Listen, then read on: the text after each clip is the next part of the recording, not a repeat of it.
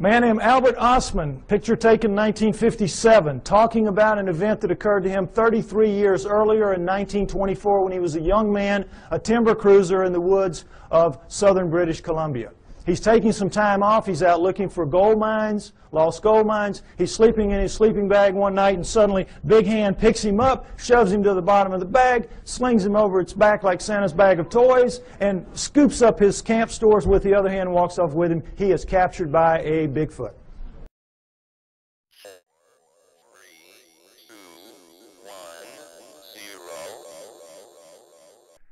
A man named Albert Ostman in 1957 told about an event that occurred 33 years earlier in 1924 when he was a young man prospecting in the woods of southern British Columbia looking for gold mines. This is his story. I've always followed logging and construction work. This time I had worked over 1 year on a construction job and thought a good vacation was in order. BC is famous for its lost gold mines. One is supposed to be at the head of the Toba Inlet. Why not look for this mine and have a vacation at the same time? I took the Union steamship boat to Lum, BC. From there I hired an old Indian to take me into the head of the Toba Inlet. This old Indian, he was a very talkative old gentleman. He told me stories about gold brought out by white men from their lost mines. This white man was a very heavy drinker, spent his money freely in saloons, but he had no trouble in getting more money. He would be away a few days and come back with a bag of gold. One time, he went to his mine, and he never came back. Some people said a Sasquatch had killed him. Now, at that time, I had never heard of a Sasquatch, so I asked what kind of animal he called a Sasquatch. The Indian said they have hair all over their bodies, but they are not animals. They are people, big people, living in the mountains. My uncle saw one, the tracks of one that were 2 feet long.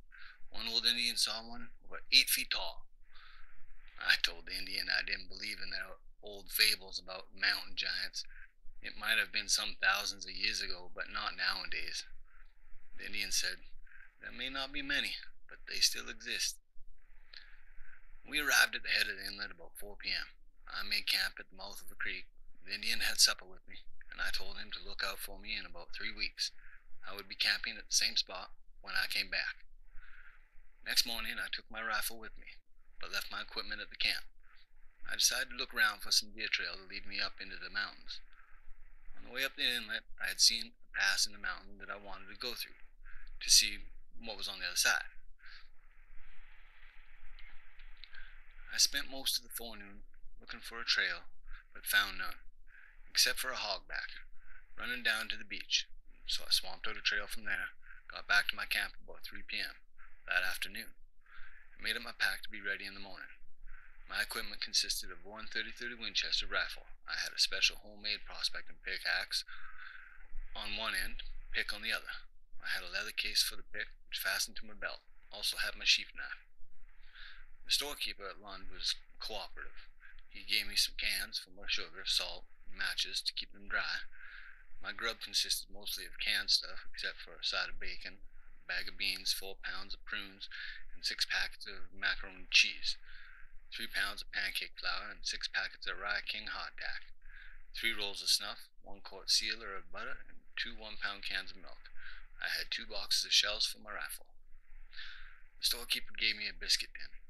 I put a few things in that and cached it under a windfall, so I would have it when I came back here waiting for the boat to bring me out. My sleeping bag I rolled up and tied on top of my pack sack, together with my ground sheet, small frying pan, and 1 aluminum pot that held about a gallon. As my canned food was used, I would get plenty of empty cans to cook with. So the following morning I had an early breakfast, made up my pack, and started out with the hogback. My pack had been at least 80 pounds, besides my rifle. After about 1 hour I had to rest. I kept resting and climbing all that morning. About 2 p.m. I came to a flat place below a rock bluff. There was a bunch of willow in one place. I made a wooden spade and started digging for water. About a foot down I got seepings of water, so I decided to camp here for the night and scout around for the best way to get on from here. Now I must have been up to near 1,000 feet. There was most beautiful view over the islands in the strait. Tugboats with log booms and fishing boats going in all directions. A lovely spot. I spent the following day prospecting around, but no sign of minerals. I found a deer trail leading towards this pass that I had seen on my way up an inlet. The following morning I started out early, while it was cool. It was steep climbing with my heavy pack. After a 3-hour climb I was tired and stopped to rest. On the other side of a ravine from where I was resting was a yellow spot below some small trees. I moved over there and started digging for water. I found a small spring, and I made a small trough from cedar bark and got a small amount of water, had my lunch, and rested here till evening. I made it over the pass late that night. Now I had downhill and good going, but I was hungry and tired, so I camped at the first bunch of trees I came to. I was trying to size up the terrain, what direction I would take from here. Towards west would lead to low land and some other inlets, so I decided to go in northeast direction. Had good going and slight downhill all day. Must have made 10 miles when I came to a small spring and big black hemlock tree. This was a lovely camp spot. I spent 2 days here just resting and prospecting. The first night here I shot a small deer. 2 days later I found an exceptionally good campsite. It was 2 good-sized cypress trees growing close together and near a rock wall with a nice spring just below these trees. I intended to make this my permanent camp. I cut lots of brush from my bed between these trees. I rigged up a pole from this rock wall to hang my pack sack on, and I arranged some flat rocks for my fireplace for my cooking. I had a really classy setup, and that's when things began to happen. Now, I am a heavy sleeper. Not much disturbs me after I go to sleep, especially on a good bed like I had now. Next morning, I noticed things had been disturbed during the night, but nothing missing I could see. I roasted my grouse on a stick for breakfast. That night I filled up my magazine of my rifle. I still had 1 full box of 20 shells and 6 shells in my coat pocket. That night I laid my rifle underneath the edge of my sleeping bag. I thought a porcupine had visited me the night before, and porkies like leather, so I put my shoes on in the bottom of my sleeping bag. Next morning, my pack sack had been emptied out. Someone had turned the sack upside down. It was still hanging on the pole from the shoulder straps as I had hung it up. Then I noticed 1 half-pound package of prunes was missing. Also, my pancake flour was missing, but my salt bag was not touched. Porkies always look for salt, so I decided it must be something else than porkies. I looked for tracks, but found none. I did not think it was a bear. They always tear up and make a mess of things. I kept close to camp these days in case this visitor would come back. I climbed up on a big rock where I had a good view of the camp, but nothing showed up.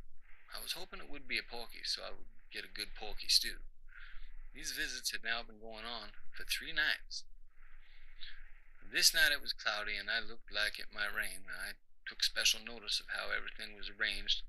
I closed my pack sack. I did not undress. I only took off my shoes, put them in the bottom of my sleeping bag.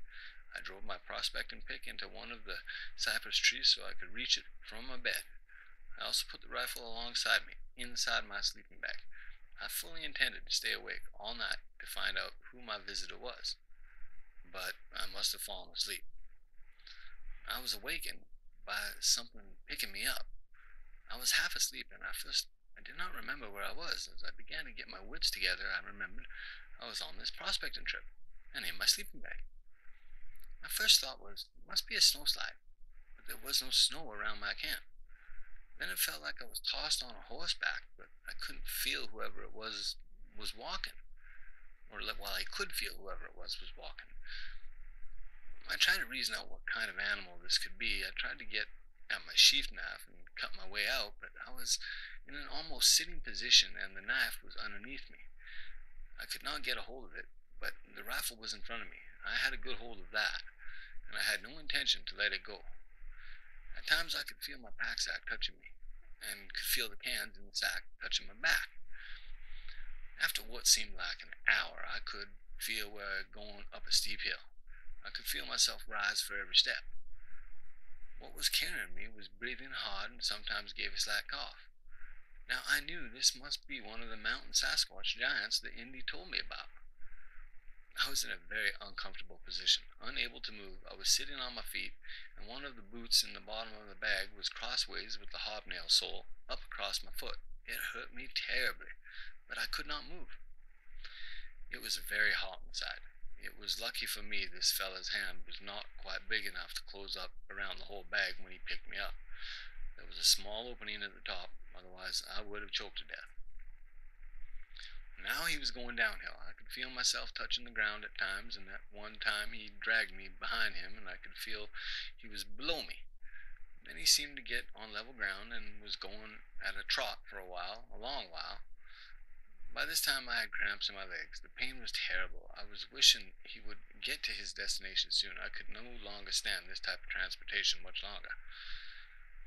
Now he was going uphill again. It did not hurt me so bad. I tried to estimate distance and directions. As near as I could guess, we were about 3 hours traveling, and I had no idea when he started, as I was asleep when he picked me up. Finally he stopped, and let me out, and let me down. Then he dropped my pack sack. I could hear the cans rattle. Then I heard chatter, some kind of talk I did not understand. The ground was sloping, so when he let me go out of my sleeping bag, I rolled downhill. I got my head out and got some air. I tried to straighten my legs and crawl out, but my legs were numb.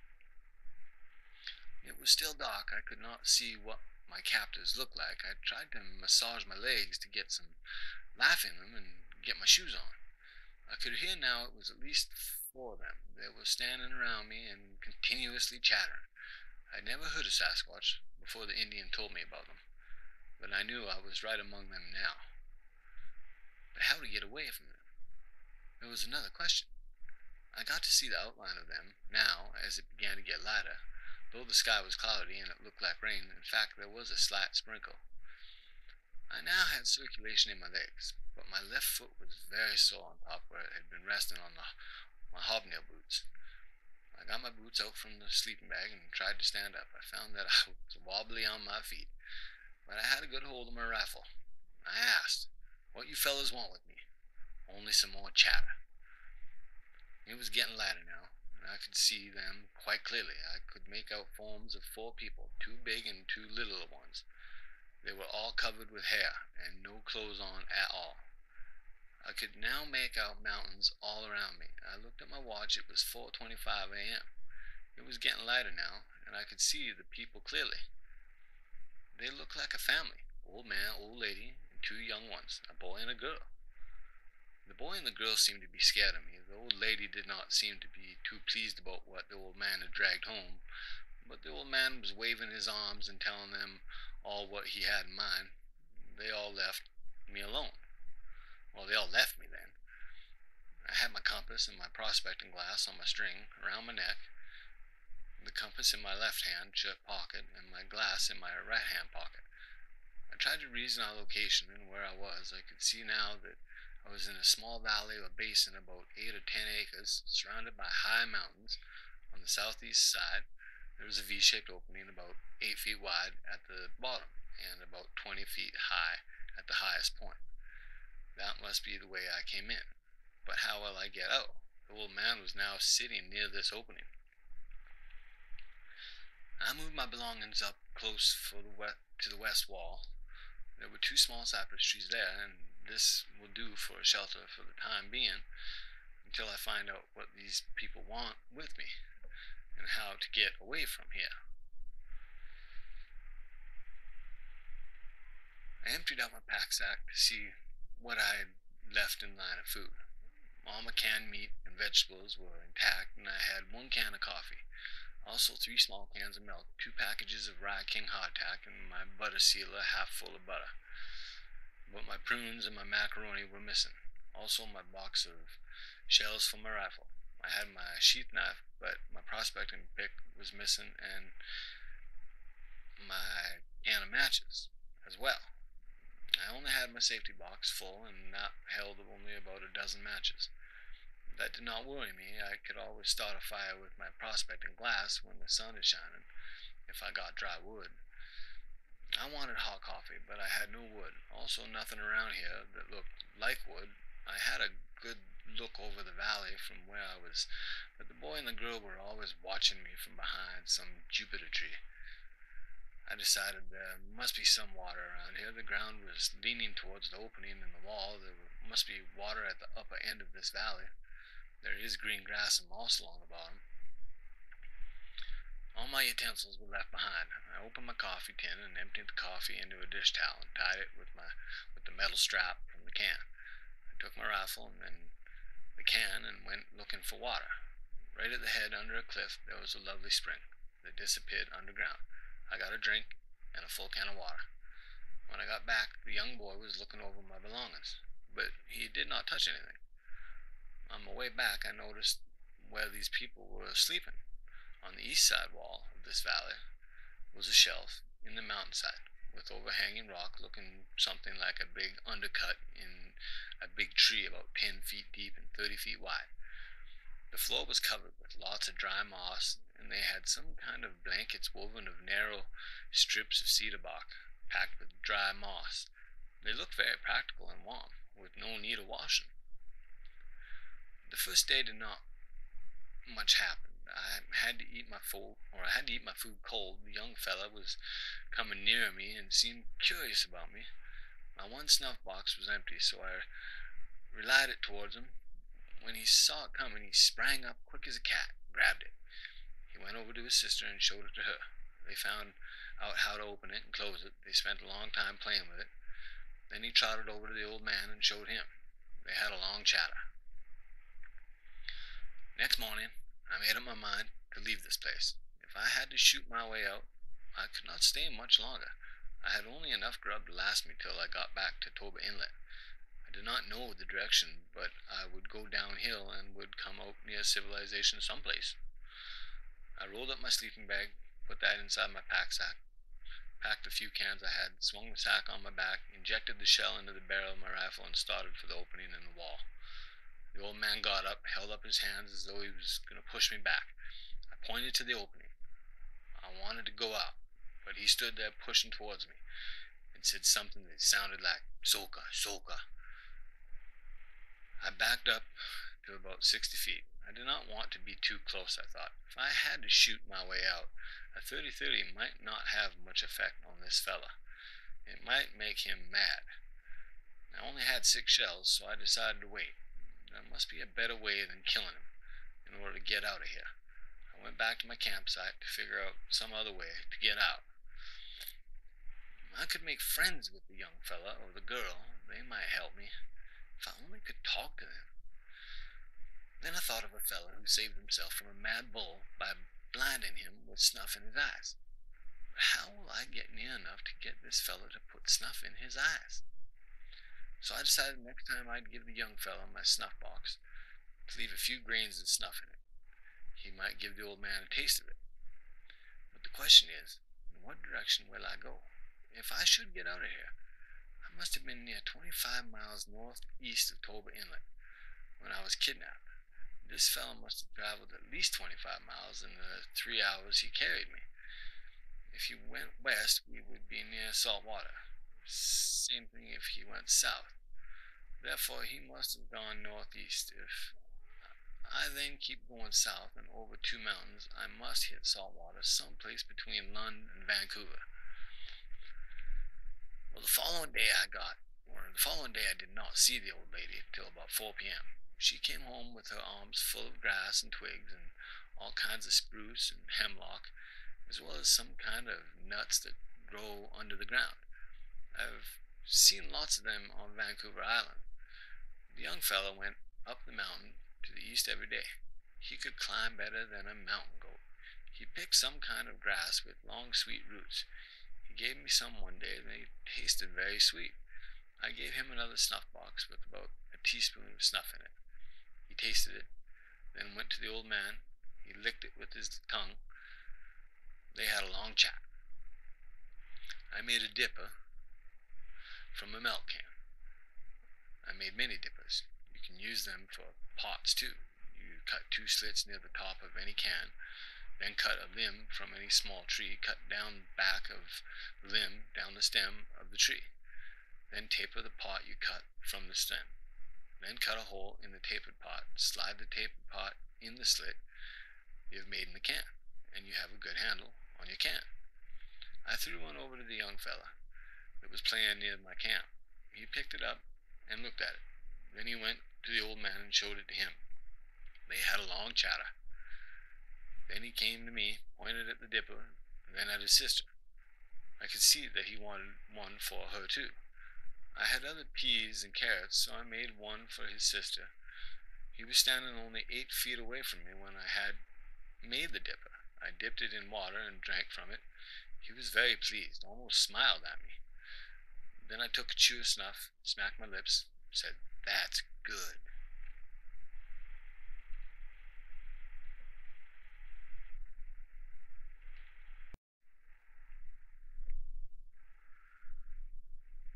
The young fellow pointed to the old man, said something that sounded like "ook." I got the idea that the old man liked snuff, and that young fella wanted a box for the old man. I shook my head. I motioned with my hands for the old man to come to me. I do not think the young fella understood what I meant. He went to his sister and gave her the dipper and made for. They did not come near me again that day.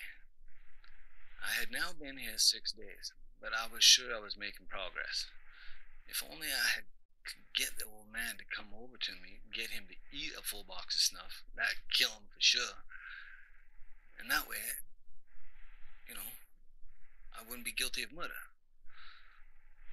The old lady was a meek old thing. The young fellow was by this time quite friendly. The girl would not hurt anybody. Her chest was flat like a boy's, no development like young ladies. I'm sure if I could get the old man out of the way, I could easily have brought this girl out with me to civilization. But what good would that have been? I would have to keep her in a cage for public display. I don't think we have any right to force our way of life on other people, and I don't think they would like it. The noise and racket in modern cities, they would not like it any more than I do. The young fellow might have been between 11 and 18 years old, and about 7 feet tall, and might weigh about 300 pounds.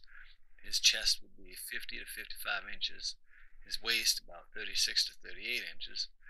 He had wide jaws, narrow forehead, that slanted upward round at the back about 4 or 5 inches higher than the forehead.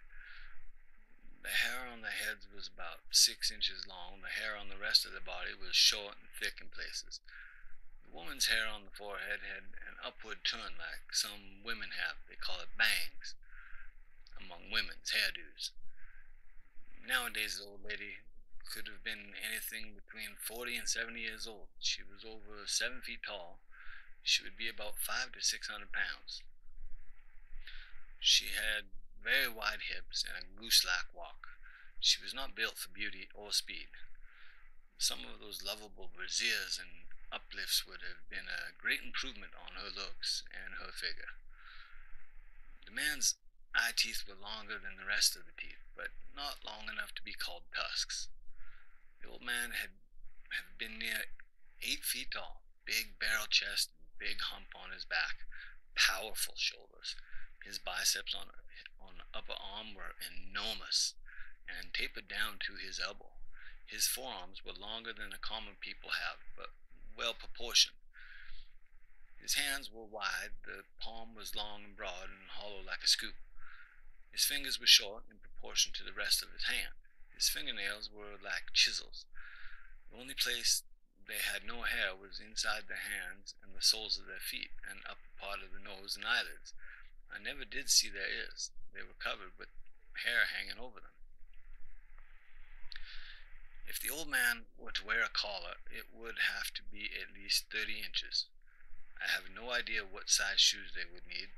I was watching the young fellow's foot one day when he was sitting down. The soles of his feet seemed to be padded like a dog's foot, and the big toe was longer than the rest and very strong.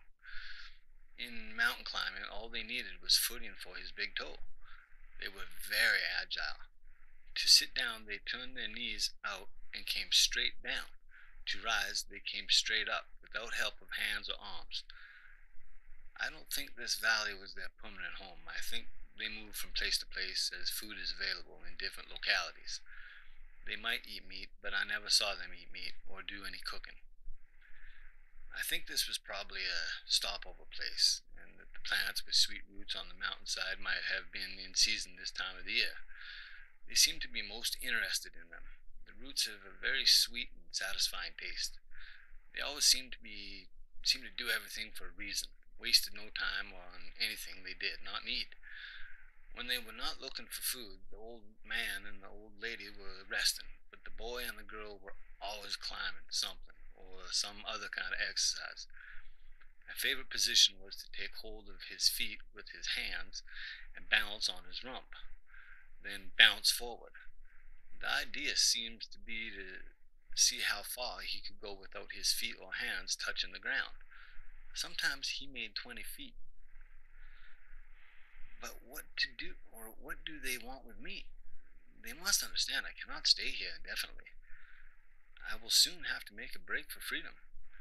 Not that I was mistreated in any way. One consolation was that the old man was coming closer each day and was very interested in my snuff. Watch me when I take a pinch of snuff. He seems to think it's useless to only put it inside my lips. One morning after I had my breakfast, both the old man and the boy came and sat down only 10 feet away from me. This morning I made coffee. I had saved up all dry branches I found, I had some dry moss, and I used all the labels from the cans to start a fire. I got my coffee pot boiling, and it was strong coffee too, and the aroma from boiling coffee was what brought them over. I was sitting eating hardtack with plenty of butter on it and sipping coffee, and it sure tasted good. I was smacking my lips pretending it was better than it really was. I set the can down. That was about half full. I intended to warm it up later. I pulled out a full box of snuff, took a big chew. Before I had time to close the box, the old man reached for it. I was afraid he'd wasted it and only had 2 more boxes, so I held on to the box, intending him to take a pinch like I had just done. Instead, he grabbed the box and emptied it in his mouth, swallowed it in one gulp. Then he licked the box inside with his tongue. After a few minutes, his eyes began to roll over in his head. He was looking straight up. I could see he was sick. Then he grabbed my coffee can that was quite cold by this time. He emptied that into his mouth, grounds and all. That did no good. He stuck his head between his legs and rolled forward a few times away from me. Then he began to squeal like a stuffed pig. I grabbed my rifle. I said to myself, this is it. If he comes for me, I will shoot him, plumb between his eyes. But he started for the spring. He wanted water. I packed my sleeping bag in my pack sack with a few cans I had left. The young fellow ran over to his mother. Then she began to squeal. I started for the opening in the wall, and I just made it. The old lady was right behind me. I fired one shot at the rock over her head. I guess she had never seen a rifle fire before. She turned and ran inside the wall. I injected another shell into the barrel of my rifle and started downhill, looking back over my shoulder every so often to see if they were coming. I was in a canyon and good traveling, and I made fast time. Must have made 3 miles in some world record time. I came to a turn in the canyon and had the sun on my left. That meant I was going south. And the canyon turned west. I decided to climb the ridge ahead of me. I knew that I must have 2 mountain ridges between me and salt water, and by climbing this ridge I would have a good view of this canyon, so I could see if the Sasquatches were coming after me. I had a light pack and was making good time up this hill. I stopped soon after to look back to see where I'd come from, but nobody followed me. As I came over the ridge I could see Mount Baker. Then I knew I was going in the right direction. I was hungry and tired. I opened my pack sack to see what I had to eat. I decided to rest here for a while. I had a good view of the mountainside, and if the old man was coming, I had the advantage because I was up above him. To get me, he would have to come up a steep hill, and that might not be so easy after stopping a few 30-30 bullets. I had made up my mind this was my last chance, and this would be a fight to the finish. I rested here for 2 hours. It was 3 p.m. when I started down the mountainside. It was nice going, not too steep and not too much underbrush. When I got near the bottom, I shot a big blue grouse. She was sitting on a windfall, looking right at me, only 100 feet away. I shot her neck right off. I made it down the creek at the bottom of this canyon. I felt it was safe now. I made a fire between 2 big boulders, roasted the grouse. Next morning when I woke, I was feeling terrible. My feet were sore from dirty socks, my legs were sore, my stomach was upset from that grouse that I ate the night before. I was not too sure I was going to make it up that mountain. I finally made it to the top, but it took me 6 hours to get there. It was cloudy, visibility only about a mile. I knew I had to go downhill. After about 2 hours, I got down to the heavy timber and sat down to rest. I could hear a motor running, hard at times, then stop. I listened to this for a while and decided the sound was from a gas donkey. Someone was logging in the neighborhood. I told them I was a prospector and I was lost. I did not like to tell them I had been kidnapped by a Sasquatch, as if I had told them they would probably have said, "He is crazy too." The following day I went down from this camp on the Salmon Arm branch of the Toba Inlet. From there, where I got the Union boat back to Vancouver. That was my last prospecting trip, and my only experience with what is known as Sasquatches. I know that in 1924 there were 4 Sasquatches living. It might only 2 now. The old man and the old lady might be dead by this time. I just don't know.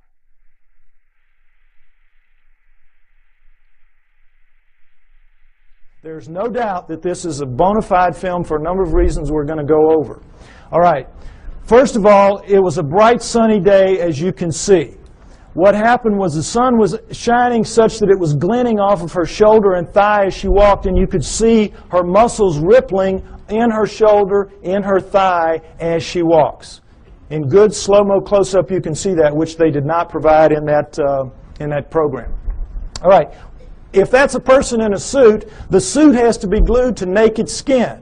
In the gluing process, you lose that flexibility, that ripple. The only thing that looks like this does in this film is real skin real skin over real muscle working. So we could stop right here. It's real just based on that. Right there. But we don't have to stop. The arm, if you've all seen her walk, she walks along like this. She drags her arm down around her knees where everybody says, the hominoids do. Why? The elbow articulates right here, which is much longer from shoulder to elbow than a human. If that's a human in a suit, impossible. You can't get an elbow bend at the same point. So we could stop right there. Solid proof that that's not a human being in a suit. But furthermore, Jerry Romney, the guy they said was in the suit, they stuck him with breasts. What would they do that for? Why go to the problem? Why go to the trouble? As she walks along and she turns back to face him, you see the breasts sway, and she takes a couple of steps, and you see that nice jiggle that we all know. If it's a person in a suit in 1967, it's going to be those early silicone jobs. Remember those?